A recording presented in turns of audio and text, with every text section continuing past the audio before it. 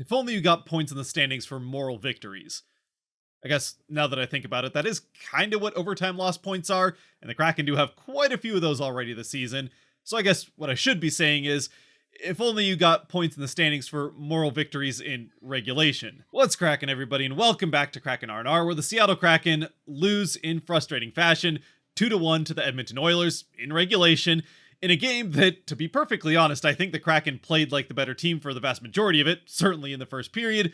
but just can't get the one or two bounces they need to end up winning this game, or at least forcing it to overtime, where they can get still 1 point that would have been great for them in the standings. Now, to be perfectly clear, and not to backtrack too much, but when I say the Kraken played like the better team, I don't necessarily mean significantly so. It was a pretty well-played game and evenly played at both ends of the ice, a very entertaining game that just kind of came down to a lucky bounce one way or the other to determine which one of these two pretty evenly matched teams, at least as far as this game is concerned, was going to win. And in the end, it's the Oilers who got that bounce, while the Kraken just couldn't get anything to bounce their way. So from a Kraken perspective, well, I do think on the one hand, you can feel pretty good about the fact and optimistic that the Kraken played a fantastic game. In a lot of ways, I think they played better in this game than they did in the previous one against the Penguins, even in spite of winning that one 2-0 and losing this one by a goal, especially against an Oilers team that, at least since December, has been much better than that Penguins team. At the same time, while you can look at the game that way and take those moral victories out of it, which if it was still early in the season, I'd be totally on board with that train of thinking. Unfortunately, we are late enough in the season now, and the Kraken are desperate enough to get points in the standings to stay in this wildcard race,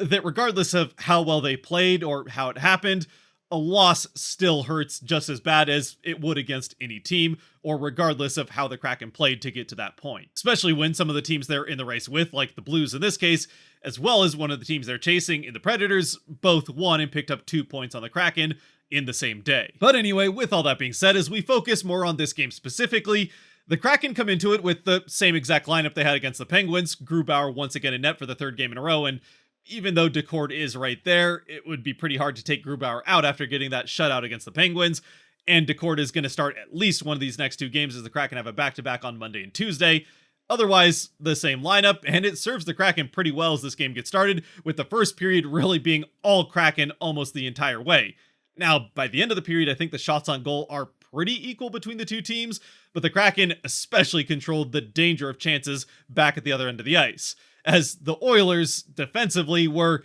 kind of a mess in this first period. And it's really this first period that makes me say the Kraken played generally like the better team in this game, as they were certainly the better team in this first period. They just couldn't get that lucky bounce, or for what it's worth, Skinner to let up the one goal to them with a number of grade A chances. Though even with how well Skinner played, especially in this first period for the Oilers, really keeping them in the game with a number of very good saves on high quality and high danger chances for the Kraken at that end of the ice, there is one that ends up getting through him, and it's really not even on one of the more dangerous chances. It's a shot from the top of the faceoff circle and more towards the boards than towards the middle of the ice from Schultz that's really not that hard and goes right along the ice through the 5-hole of Skinner, but ends up bouncing off of the far post and right back into Skinner's back between his legs, where then he's able to freeze it. Which, no matter how you cut it, and I understand this will sound like sour grapes coming from the fan standpoint of the losing team, but from a couple different standpoints, this is an unlucky break for the Kraken. One, that the puck doesn't just go right in the net, even off the post, after getting through the goaltender cleanly,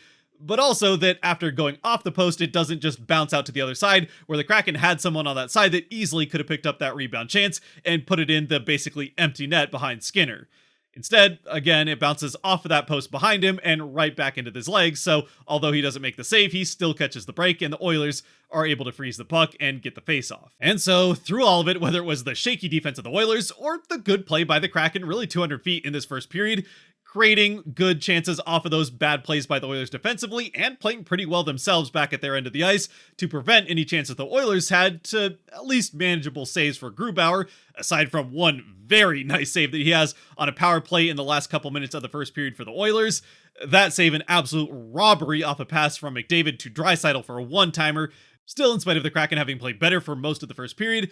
it's still scoreless going into the first intermission. And although the Kraken do get off to a pretty good start again in the second period, really laying on the pressure once again at the Oilers' end of the ice and picking up in a lot of ways where they left off in the first, at least at 5-on-5 anyway, they did kind of leave off the first period on the penalty kills, so at least as far as 5-on-5 is concerned, they once again pick things up and are playing very well, but just aren't able to score.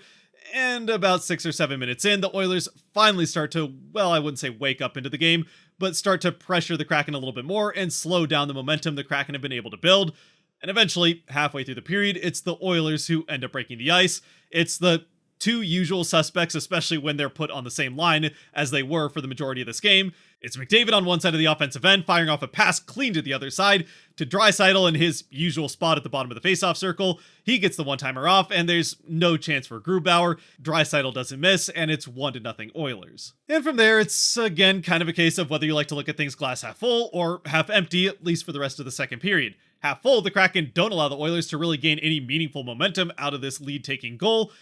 But half empty, the Kraken don't really gain any momentum themselves to try to answer back the other way, and do end up giving the Oilers a second chance on the power play late in this period. So by the time it comes to a conclusion, with 2 periods in the books, it's still 1-0 Oilers. And then the third period, really regardless of the outcome, was a very entertaining period of hockey to watch. I think especially from a neutral fan standpoint, this game in general would have been a pretty fun one, especially because you wouldn't have to deal with the elevated heart rates that I think both fan bases experienced at points in this third period. And you could just enjoy the good hockey that was being played at both ends of the ice, especially with 2 goaltenders that were hot. I know fans tend to like high-scoring games and high-flying action offensively, which there was still some of that, but both goaltenders also playing very well. And that meant that when the Oilers end up scoring the second time, it hurt all that much more. And this is a goal for the Oilers that even a realistic, at least Oilers fan, would admit had a fair amount of fortune that it ends up in the back of the net. It's a shot from Kulak from well out that Grubauer is partially screened on, so he doesn't really see the shot coming clean, but it ends up getting deflected on its way to the net. Originally, it looked like it had been deflected off the stick of Draisaitl, but it ends up being Kulak who gets credited for the goal, so maybe it was off a skate slightly of one of the Kraken defenders on the way to the net.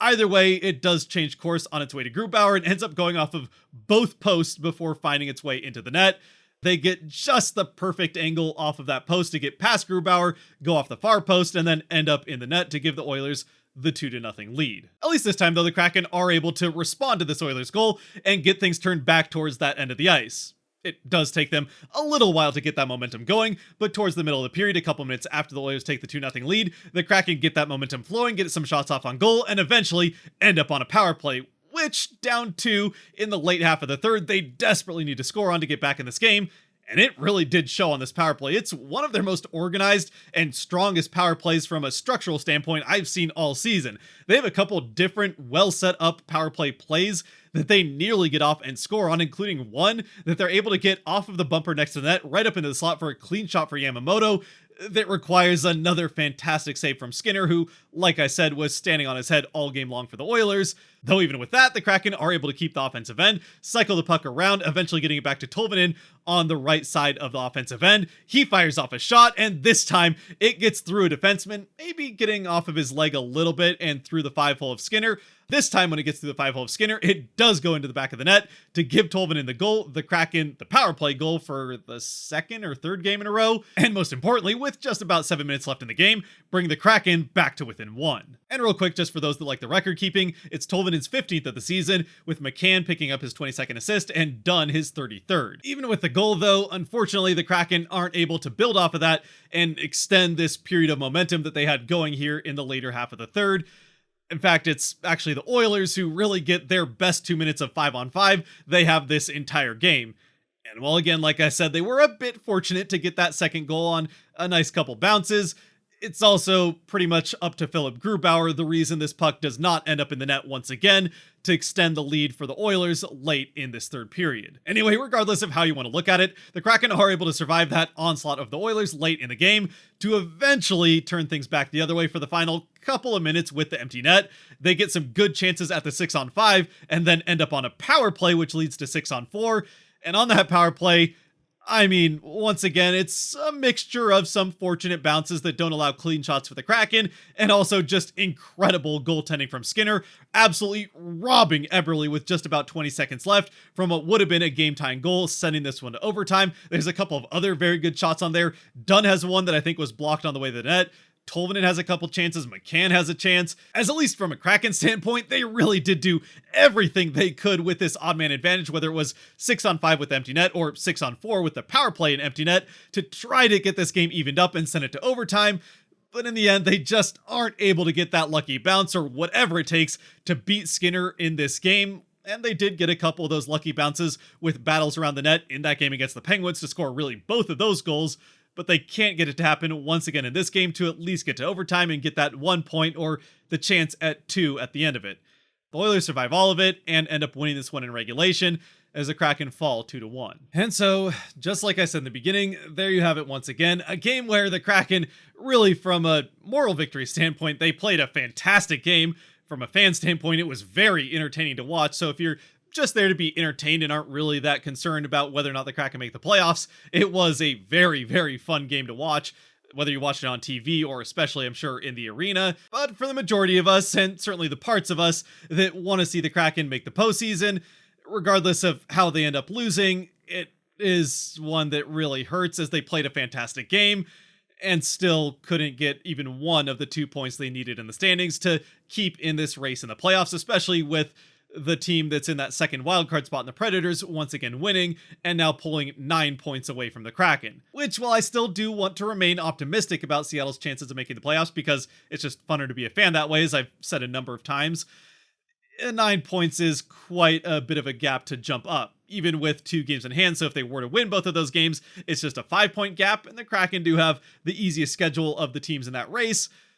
But it is starting to get farther and farther away, and regardless of who they lose to, with the Predators on quite a winning streak of their own, the Kraken can ill afford to be dropping games, even ones like this that they play very well against a good team. In the spirit of that optimism, though, let's close things out for this one with the Kraken 3 stars. As always, brought to you by the patrons over on Patreon. If you want to help decide the Kraken 3 stars after every Kraken game, you can help support the channel a little bit more than you already are by watching this point by going to the link down below and helping support on Patreon as well. And with the first star, again, I gotta go with Philip Grubauer. He has a fantastic game for the Kraken. Really, in a lot of ways, deserved to be the winning goaltender in this game as far as he played well enough to win the game and certainly kept the Kraken in it. Unfortunately, the goaltender at the other end of the ice was absolutely playing out of his mind. As for the second star, well, personally, I probably would have gone with Eeli Tolvanen, who does score the lone goal and had a fantastic game otherwise, gets the Kraken into the game and probably should have scored on a couple of other occasions, or at least one other occasion. Also, I think Vince Dunn is worthy of a mention in this one. He played very well on top of that. A full 200-foot game from him as we've come to expect. But Patreon, the only other 2 guys that were mentioned over there in every one of the Patreon comments were Yanni Gourde and Brandon Tanev, both of whom I also think played very well. And in a game like this one that was pretty open and up and down the ice, lots of speed and quick plays, they're guys that do excel in that type of setting, especially Tanev with his speed, but on the forecheck and backcheck with big hits,